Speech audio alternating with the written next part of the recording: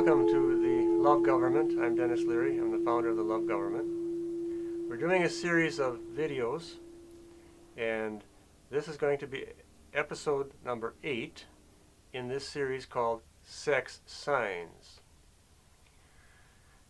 We've been talking about our love culture, the origination story of our species in Africa 100,000 years ago, or thereabouts.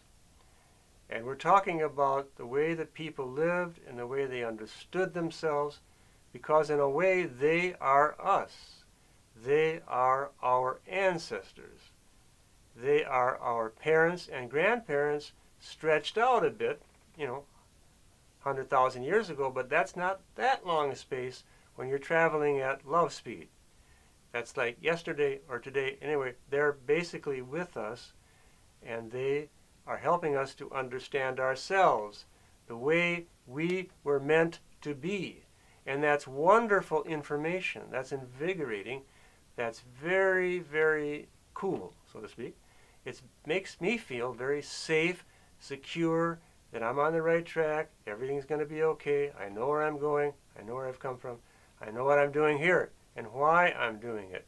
All of that is great information which you're not going to get by reading the newspaper. You won't get it by looking at the television. You won't get it by anything in the mainstream press. I've never been able to find it there anyway. But I am talking about it here in the context of the love government. It's the truth. So help me love. And it's going to help the world. The world is in a very precarious position. It's almost helpless.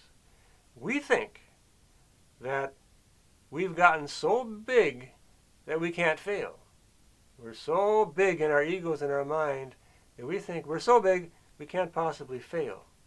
Well, we might have a very sad awakening, because every patriarchal civilization, or I should say, practically every patriarchal civilization has indeed failed. It has collapsed in upon itself because of its own internal mechanisms. It's governing with force, power, deception, lies, power over this kind of a pyramid, the phallic type of pyramid. It's governing that way, and that type of government eventually fails. Now, it remains to be seen whether we've gotten so big that we can't fail, but I doubt it.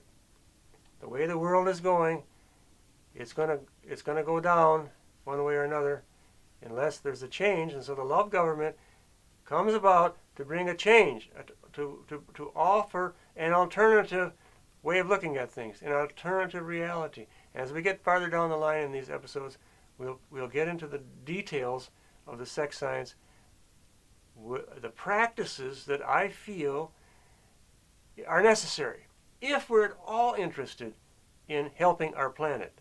And we may not be. See, the patriarchal mentality does not really care about this earth that much, contrary to its propaganda. It doesn't care about this earth because it thinks it has an escape hatch to heaven, in religious terms, or escape hatch to money heaven. And believe it or not, the really rich folks, the dyed-in-the-wool patriarchs, think they're going to take their money with them. They actually believe that the one with the most toys at the end wins. The one with the most money wins. And he's going to take that money with him, because there's a great patriarch over the horizon who also values money and power and pornified sex as the chief value. Well, the love government says that's not so. These are the facts, ma'am. We're looking at the natural facts. And good luck. Good luck. I hope you get to patriarch heaven. And get your 72 virgins or whatever. But I don't think you're on the right track. I think this is the main track. This is the track that's going to take you to love anyway. So that is my little plug for the love government. So now I need to get back on track. That was a little sidetrack there, or sidebar. getting back on track now. So we're talking about the lover, who is this chief central symbol of the love culture. And she is our mother and our main lover. We relate to her mainly as a lover and a mother because she gives birth to us and she loves us in a true way. So she expresses her love through her body. It's body language. It's a earthly body type of language and way of looking at reality. It's all the lover's body. So she nourishes the earth with her blood monthly and with her ejaculatory water whenever that happens. And this, the people of that time understood like we have a very difficult time understanding without judging it as untrue, as weird, as gross, as disgusting, whatever. That's all patriarchal stuff. Now the people would tend to reenact their birth story. Like today, we reenact our birth story, right? Everybody, practically everybody, reenacts their birthday. They have a birthday party. Because I was born on such and such a day in such and such a place. There's a reenact, you have candles and cake and the relatives gather and you make a big deal out of it. Now on a societal, social level, you can do the same thing. You reenact where you came from. So we reenact, we were born from the lover's body, and then people would have a reenacting ceremonies for that. So what would these look like? Now we're going to get into the area of sexual rights. And this scares the pants off patriarchs. They don't want to, in fact, they tried their best to kill it off. Remember in the Bible, you ever read the Bible, the Old Testament? God, who is the chief patriarch, says to his warriors, you go into that land, I'm promising you that land, you go in there and you kill them all. Kill the men, the women, the animals, the gardens, and especially get those shrines where they're doing these nasty things in there. I know, because I'm God, I can see everything. And they're doing very nasty things in there, punishable by death. So I want you to go in there and get those people and punish them by death. Fire and brimstone on those people. And do it now, or you're going to get it, because I'm God and you're not. This is called the patriarchal mindset. And you don't think it's happening today? Ha-ha, guess again. It's happening today. It's called power over. Folks, in that third world country, we want your minerals. We're going to come and take them whether you like it or not. And we'll try bribing your leadership, but if you don't go along, we're going to bring our stuff, our tanks, our bulldozers, and you're going to be off the land whether you like it or not. So we're giving you a deal. Now, take this money and give us your land, or, you get what's coming to you. This stuff is going on today, and it's killing millions of people. And it's all covered up, of course. It's called bringing democracy to them. We're going to bring them freedom. Yeah, sure. So anyway, this is the same old story that happened back then. God tells the people, go in there. We're taking this land of Canaan, whatever. Doesn't matter. It's the same old story over and over and over. And it's power over, because you don't have a choice. You make a deal with us up front, and of course, we'll give you some beads or something, but we're going to take your land eventually, whether you like it or not. And so you're going to get, you're going to get the shaft from the big dick, from the big phallus, which is this pyramid shape. It's not this. This is the other method. It's this. So the people are going to tend to want to reenact their version of reality. See, we reenact ours by going and starting another war in a patriarchal society, but the other people, this system here, this system, the downward pointing triangle, is not this one. This system is rooted in the earth. It's not power over, it's power with. See, this system here, over the woman's sexual sign, is, if you can imagine this triangle, a really big one going deep into the center of the earth. The tip of this triangle rests in the very center of the earth, and then you come up, see, I'll make a triangle this way, you come up here, and so the triangle is resting in the center of the earth. Now, this is a big triangle. This is like 3,000 miles across the top, about from east to west in the United States. So here's the top of the pyramid. So slightly curved up here. Now this is a model of political governance or reality versus this model. See, this is the patriarchal model, this is the phallic model, this is the phallus, and this is the chalice. They kind of rhyme, right? Chalice and phallus. Chalice, phallus, chalice. This is the chalice model.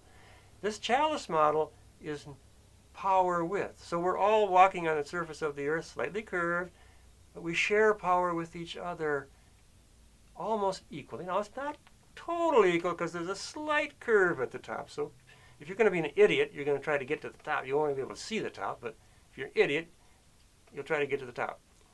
But that's not the way it works in a power-sharing system, which the love government and the love society is a power share. It isn't power over, it's power sharing. So the people would reenact their version of reality. We do the same thing, and we act it out, unfortunately, by wars, make a killing on the stock market. Kill with your money, folks. So anyway, there's a different way of doing things, and this is the love culture, the love government vision of this.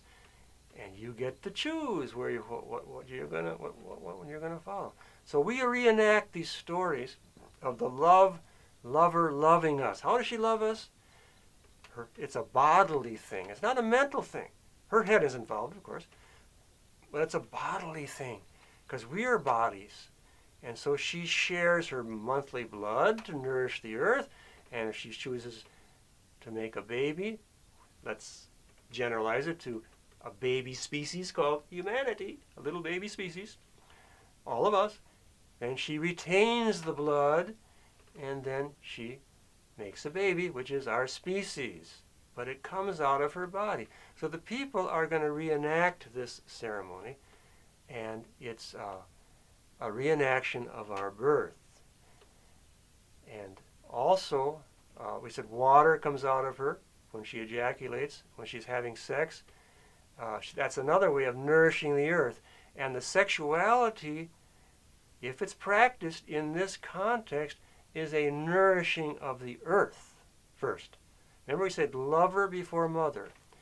The true lover nourishes the earth, generally speaking, through the sexual activity, the sexual rites. And so these people would have had sexual rites in which they wanted to nourish the earth in imitation of the lover's body. What did the lover see? If it's all the lover's body, when you go out and pick fruit, you're picking fruit from the lover's body.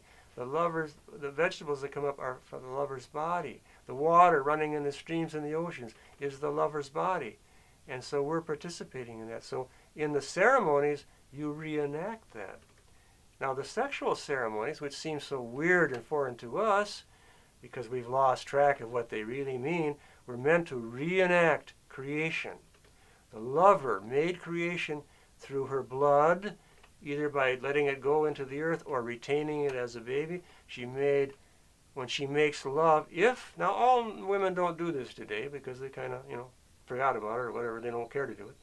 But if they masturbate their clitoris and they masturbate their sexual organs, they can ejaculate. The water comes gushing out of their urethra. And Aboriginal women know this, it's no big deal, and they've shared it with researchers and so on and so forth. But they don't make a big, but it's a natural thing. The waters of ejaculation are very intensely pleasurable, but in the sexual ritual type of sense, they were meant to nourish the earth. And that's why, in imitation of the lover, the Aboriginal cultures would do this. So I'm going to bring this is the 8th episode here already, to a close now, and invite you to come back for the 9th, and thank you for joining us. And if you wish to go on this journey of love with us, you're more than welcome. Thank you. Have a great